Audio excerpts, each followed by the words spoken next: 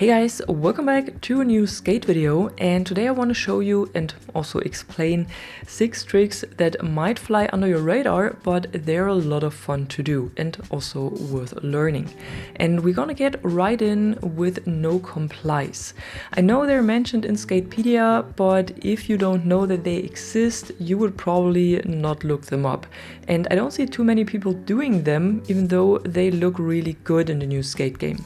So to do a no comply, you need to press either X or square on PlayStation or A or X on Xbox, and then do an ollie right after. But Skate has simplified it a little bit because you don't need to do a full ollie. Instead, it's enough when you just quickly pull your right stick down and release it. So there's no need to push it forward like you normally would. So it's basically like doing a quick ollie if you didn't know that you can do those as well, simply by snapping your right stick down and then let go of it. But back to the no comply. Now, why did I also name 2 buttons for each controller type to perform the trick? That's of course because the button you need to press depends on your stance. When skating goofy, you need to press square on PlayStation or X on Xbox. When skating regular, it's X on PlayStation or A on Xbox. So whatever button you use to push with your back foot is the one you need to perform a no comply. But you can also make this a little bit easier by going to the settings, then gameplay, and under controls scroll all the way down to use front back foot push controls. And this means that with the option enabled, you will always use square on PlayStation or X on Xbox to push with your front foot, and X on PlayStation or A on Xbox to push with your back foot. Normally it would be square and X for the left foot and X and A for the right foot. That's why it normally depends on your stance. But with this option enabled, it is regardless of your stance. So you won't have to change buttons for pushing when changing your stance. And when it comes to the no comply, this means that you always press square on PlayStation or X on Xbox for this trick, regardless of your stance, and you won't have to adapt to it. It still needs a bit of timing because you really need to push the button quickly and then quickly do the ollie or pull down your right stick, but once you got the timing right, it's fun to use those. Next up, there are Wallies, which are ollies done close to an object or shortly before you would hit that object. This will help you to get on higher objects, for example, or simply looks good in your lines. So just ride towards an object and only perform the ollie when you feel like you will crash into the object any moment. Then you should get the timing right. It will take you a few tries to get this down, but once you got it, it's a nice addition to your arsenal of tricks.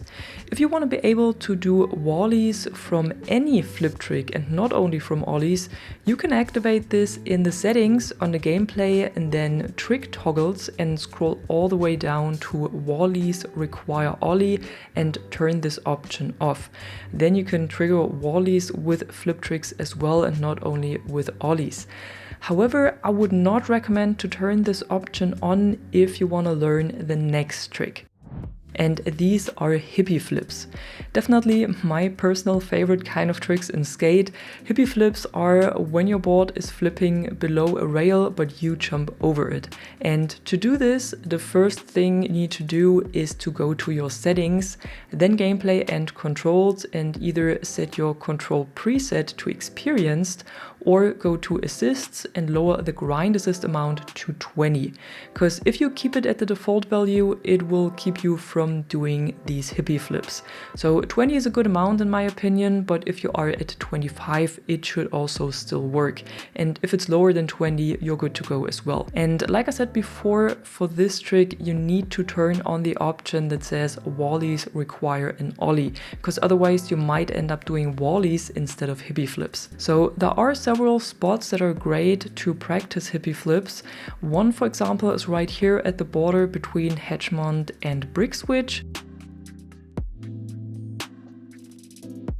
Another one is here in Market Mile, right next to the Imperva Tag fast travel point. or another one here in Hedgemont next to the 4th and Narrows fast travel point. But there are definitely more spots that work for this. You just need to look for simple rails that are about as high as your waist, at least at medium character height. But you can also build these spots yourself with a higher rail and a mani-pad, for example. And then you simply do flip tricks and need to get the timing right. And this is actually the hardest part.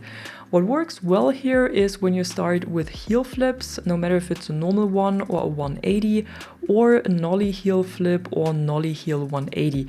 And once you got these down, you can try to expand it to nollie hard flips, for example. One tip I can give you as well is to always check your fails with the camera to see if you are too high or too low or too far away or even too close to the rail. Because for the perfect hippie flip, I found that your trucks need to be right below the rail when they are facing upwards. And double flips might also make it a little bit easier since you have more airtime before catching the board again. But of course this only works if you have enough space to do them. So the timing is really important here, but it will still take quite some time and practice to do hippie flips. But once you know how to do them and you can do them more consistently, they're really fun to try on different spots and in different combinations. So I can really recommend to learn them. Also interesting and also hard to do are hippie jumps from grinds or between grinds, but same as for the hippie flips, once you got them down, they are so much fun to do. So first of all, you need to know how to do hippie jumps in general.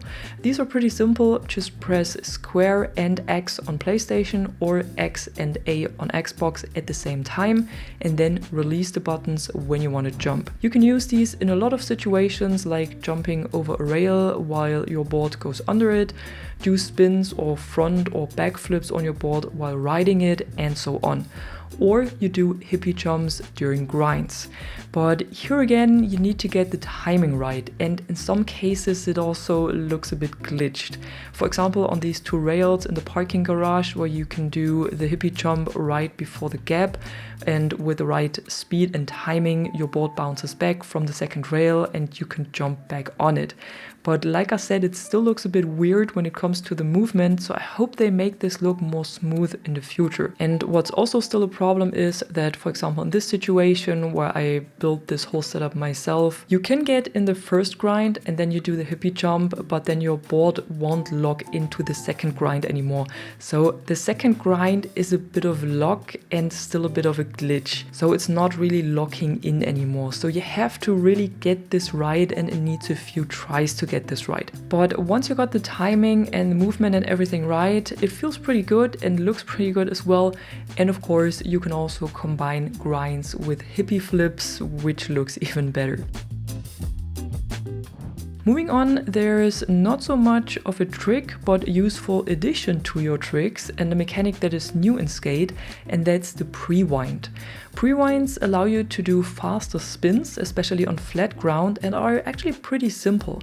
So when doing an ollie, for example, just move your right stick down to prepare for the trick, then move your left stick down as well, and either to the left or to the right, depending on the direction you want to pre-wind. Then do your trick with the right stick while still holding the left stick into the direction you want to spin, and you will spin much more than usual. This allows you to do 360 spins from ground instead of only 180s or 720s or even 900s when you have enough airtime. So this is really useful to learn. Just make sure you pre-wind only after going into position for your trick.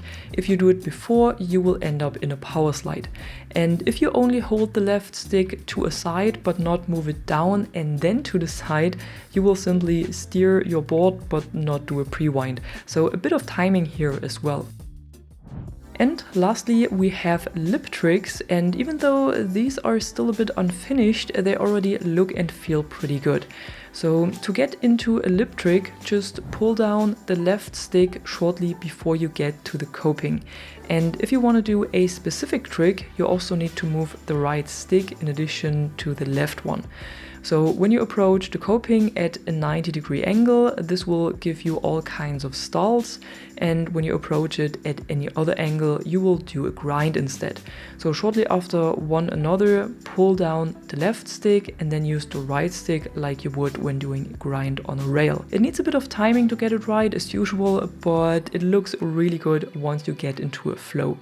When you are in the air and you want to land in a grind or stall, just push the left stick forward instead of backward, and also push the right stick into any direction to land in a grind or stall you want to. To get out of a lip trick, you can either do a flip trick or use your left stick to roll out of it, or you simply cancel it by pressing circle on PlayStation or B on Xbox.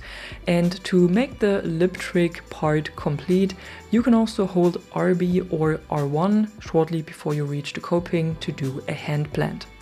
And that was it for today. These were 6 tricks that might fly under your radar but are definitely worth learning.